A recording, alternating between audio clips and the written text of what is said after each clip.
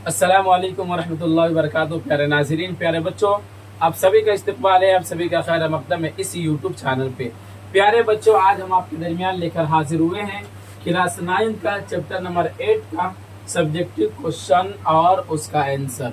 माक़बल वाले वीडियो के अंदर हमने पढ़ा था मगरिबी इंशाइया, चूँकि तर्जमा की बात चल रही है जैसा कि आप देख रहे हैं, और ये भी चीज़ें आपको पता है कि ये 9th क्लास की बुक है, दरख्शा हिस्सा अव्वल का लीजिए, ठीक है ना। तो यहाँ से लेकर यानी 9th क्लास से लेकर 12th क्लास तक, जैसा कि ये देख रहे हैं 12th क्लास की ये हिस्सा दोम का हिस्सा दोम ये बुक है। यहाँ तक 4 क्लास तकरीबन 4 क्लास हो रहे हैं, और चारों क्लास की तैयारी आप देख रहे हैं कि यहाँ पे चैनल के माध्यम से जोरों शोर से कराया जा रहा है, ठीक है ना। तो अब तक तो हर किताब के अंदर करीब करीब इतना ज़्यादा हो चुका है कि अब हम इख्तिताम पे के करीब आ चुके हैं, बहुत जल्द इसको मुकम्मल करने वाले भी हैं, समझ रहे हैं ना।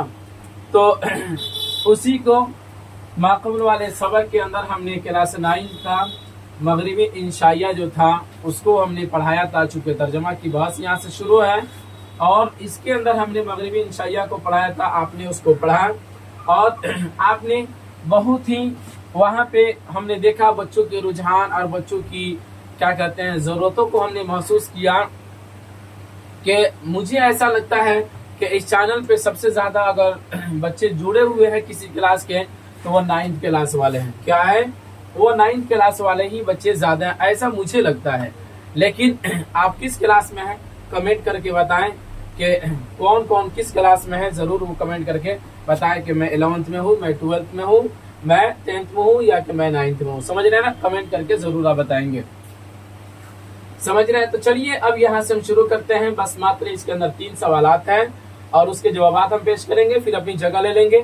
उसके बाद मुख्तसर गुफ्तगू के अंदर भी 3 सवाल दिए गए हैं, उसको हम मोबाइल के स्क्रीन पर देखेंगे, जिस तरीके से साबका तरीके से पढ़ाते हुए हम चले आ रहे हैं, समझ रहे हैं ना। चलिए देखते हैं। पहले नंबर सवाल में है ज़ेरे निसाब मजमून मगरिबी इंशाइये किस किस्म का मजमून है। क्या कहा कि ज़ेरे निसाब मजमून मगरिबी इंशाइये किस किस्म का मजमून है। और देखिए एक चीज मजमून के बारे में मैं आपको बता दूं, मजमून जो होता है ना वो कई प्रकार का होता है, यानी कई तरह का मजमून हो सकता है, समझ रहे ना।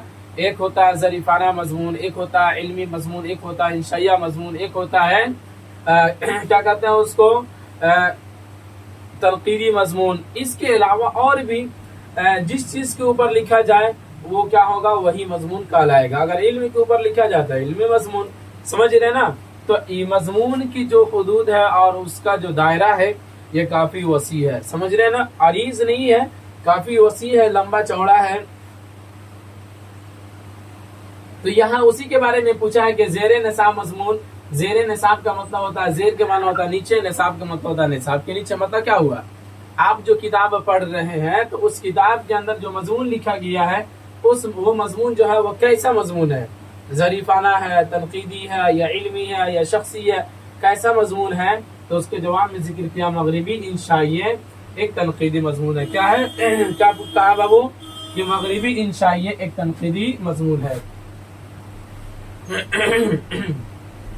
सवाल नंबर 2 कहता है मजमून मगरिबी इंशाइये के असल मजमून निगार कौन है। यानी कि मजमून मगरिबी इंशाइये के असल मजमून निगार कौन है, किसे असल मजमून निगार माना जाता है। आपने तो पढ़ा है, तो उसके राइटर कौन है, असल उसके लिखने वाले कौन है। तो उसके जवाब में जिक्र किया मजमून मगरिबी इंशाइये का असल मजमून निगार इंद्रजीत लाल है। कौन है बाबू, इंद्रजीत लाल, ये जो है ये असल मजमून निगार है, समझ रहे हैं। तो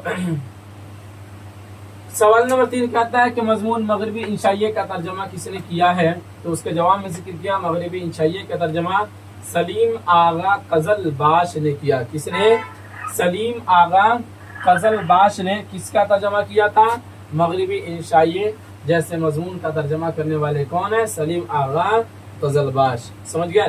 तो ये रहा आपके दरमियान 9th क्लास का चैप्टर नंबर 8 का सब्जेक्टिव सवाल और जवाब जिसको आपने पढ़ा। उम्मीद करते हैं कि आपको समझ में आया होगा। चलिए अब इसके आगे हम मुख्तसर गुफ्तगू को हल कर लेते हैं। चलिए मुख्तसर गुफ्तगू को हम देखते हैं। इसके अंदर भी तकरीबन कितने सवाल दिए गए हैं बाबू? 3 सवाल दिए गए हैं, ठीक है ना। यानी आप बताइए के अंदर तकरीबन 3 सवाल दिए गए थे, इसके अंदर भी 3 सवाल दिए गए हैं। तो सबसे पहला सवाल ये है आपके स्क्रीन पे कि तनकीद के बारे में 5 जुमले लिखिए। क्या कहा है कि तनकीद के बारे में 5 जुमले लिखिए। तो उसके जवाब में ज़िक्र किया तब तनकीद के लुग़वी माना खरे और खोटे के दरमियान फ़र्क करने के हैं, समझ लेना।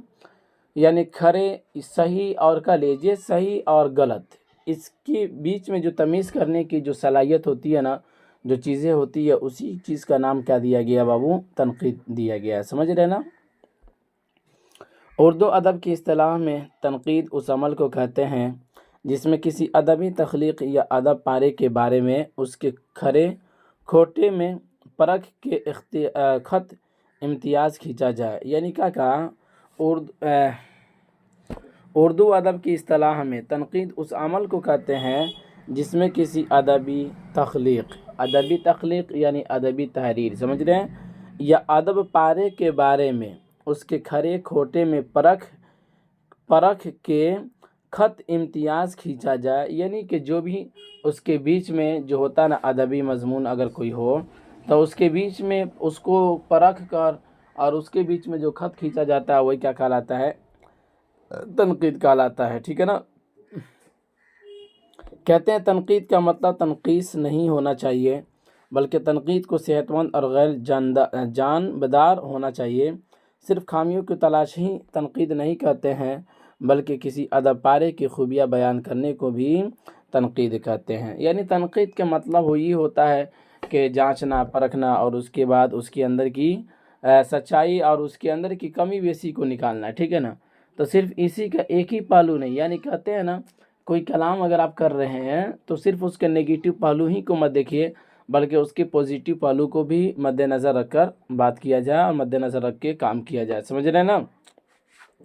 उसी को कहा कि उसकी खूबियों को भी बयान किया जाए कि हाँ वाकई में ये जो तहरीर है ये काफ़ी ज़्यादा खूबसूरत और उम्दा है, समझ गए बाबू। चलिए 2 नंबर सवाल देखते हैं। उर्दू इंशाइये के बारे में 5 जुमले लिखिए। कितने? 5 जुमले लिखिए। तो उर्दू के नसरी असनाफ़ में इंशाइया निस्बतन जदीद सिन्फ़ है। क्या कहा कि उर्दू की नसरी असनाफ़ में इंशाइया निस्बतन यानी कि दूसरी सिन्फ़ों के बनिस्बत का लीजिए, दूसरे सिन्फ़ों के निस्बत, जैसे कि नाविल हो गया, दास्तान हो गया और इसी तरीके अफसाना हो गया, तो उसकी बनिस्बत, निस्बतन का मतलब होता है उसके बनिस्बत जदीद सिन्फ़ है। मतलब ये कह लीजिए कि इंशाइया जो है ये जदीद सिन्फ़ है। शुरू में हल्के फुल्के मज़ामीन को इंशाइया के ज़ुमरे में रखा गया, लेकिन रफ्ता रफ्ता इंशाइया की खद्दोखाल सिन्फ़ के तौर पर तय होते चले गए। उर्दू नसर में इंशाइया की रिवायत सिर्फ 35 साल पुरानी है। मशहूर नक्काद और इंशाइया निगार डॉक्टर क्या कहते हैं, जालस क्या लिखा है यहाँ पे, जासन के लफ्ज़ों में ये कहते हैं कि इंशाइया एक ज़हनी तरंग है जिसमें बेतरतीब, गैर मुंज़मित और नापुख्ता ख़यालात व जज्बात का इजहार हो। यानी कि इंशाइया वो चीज़ें होती है जिसके अंदर एक ज़हनी तरंग, एक ज़हनी चीज़ें उसके अंदर बयान की जाती है। क्या होती है कि आपके जहन में, जैसे कि आप भी बैठे हुए हैं तो आपके जहन में कोई बातें आ रही है तो उसको बयान कर रहे हैं, ठीक है ना। तो उसको एक तरीक़ेवार, एक सिलसिलेवार अगर उसको बयान करते हुए चले गए अपनी ज़हनी बात को, तो फिर क्या कहलाएगा? वो इंशाइया कहलाएगा। इनके मुताबिक जासन के मुताबिक, ठीक है ना। तो ये कहते हैं कि जिसमें बेतरतीब यानी कि तरतीब भी नहीं होना चाहिए, समझ रहे हैं ना। तरतीब यानी एक लफ्ज़ के बाद, एक सेंटेंस के बाद, एक पैराग्राफ के बाद दूसरा पैराग्राफ हो, ऐसा भी नहीं। तो गैर मुनसबी नापुख्ता ख़यालात, नापुख्ता का मतलब होता है यानी पुख्ता नहीं, समझ रहे हैं ना। नापुख्ता ख़यालात व जज्बात का इजहार, उसी को क्या कहेंगे? ये क्या कहते हैं? इंशाइया बोलेंगे। समझ में आ रही बात है। तो गोया कि इंशाइया के बारे में 5 जुमले आपने पढ़ा। चलिए आगे देखते हैं। सवाल नंबर 3 कहता है कि तर्जमा निगारी के फ़न को मुख्तसरन बयान कीजिए। आपने पढ़ा ना कि तर्जमा निगारी की बहस पढ़ रहे हैं, तो उसके बारे में थोड़ा सा बयान कीजिए। तो उर्दू अदब में गैर मुल्की अदबियात से तर्जमे की रिवायत बहुत कदीम है। ज़ाहिर सी बात है, जैसे कि कोई चीज़ इंग्लिश में है تو انگلش کو اردو میں ٹرانسلیٹ کرنا، یا کہ اردو میں کوئی چیز ہے تو اس کو انگلش میں ٹرانسلیٹ کرنا، یہی تو ترجمہ کہلاتا ہے۔ اور یہ آج سے نہیں بلکہ یہ زمانے قدیم ہی سے ہوتا چلا آ رہا ہے۔ ابھی تو ایسا ہو گیا ہے کہ آپ دیکھیے گا کہ بہت ساری کتابیں ایسی ہوں گی جو پہلے زمانے کی کسی اور لینگویج میں تھی، لیکن آج اس کو اردو کے اندر، انگلش کے اندر اور ہندی کے اندر ٹرانسلیٹ کر دیا گیا ہے، سمجھ رہے ہیں؟ تو بہت قدیم ہے۔ خاص طور سے انگریزوں کو ہندوستانی زبان سکھانے کے لیے جب کلکتہ میں فورٹ ولیم کالج قائم ہوا تو سب سے پہلے کالج میں ترجمہ کا شعبہ قائم کیا گیا، سمجھ رہے ہیں؟ اب ظاہر سی بات ہے، انگریز سب جو تھا وہ امریکہ سے آیا تھا، تو اس سب کو تو پتہ، ان لوگوں کو یہاں کی زبانیں معلوم تو تھی نہیں، تو ایک کالج قائم کیا گیا، فورٹ ولیم کالج۔ اس کی اتہاس کو آپ اگلی کلاسوں میں پڑھیں گے، جیسا کہ بی اے ہو گیا یا کہ ایم اے وغیرہ کے اندر آپ کو پڑھنے کو بھی ملے گا فورٹ ولیم کالج، سمجھ رہے ہیں؟ نیچے میں بہت کم، یہ آپ کے نصاب کے اندر نہیں ہے۔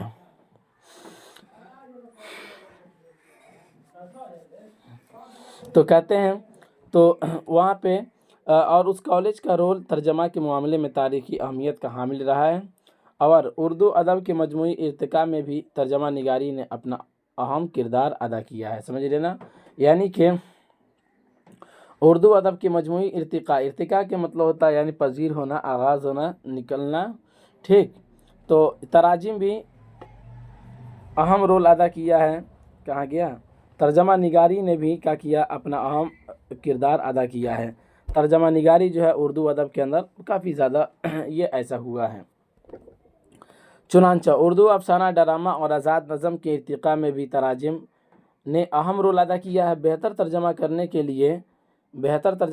لیے اصل تخلیق کا گہرائی سے مطالعہ کرنا ضروری ہے، تاہم اس سلسلے میں شاعری اور انشائیہ کے مقابلے میں افسانہ اور ڈرامہ کا ترجمہ کرنا نسبتاً آسان ہے۔ یعنی دیکھیے، افسانہ اور ڈرامہ کا ترجمہ کرنا آسان ہوتا ہے۔ کیوں آسان ہوتا ہے؟ تو وہاں پہ کیا ہوتا ہے؟ وہ کہانی ہوتی ہے، سمجھ رہے نا؟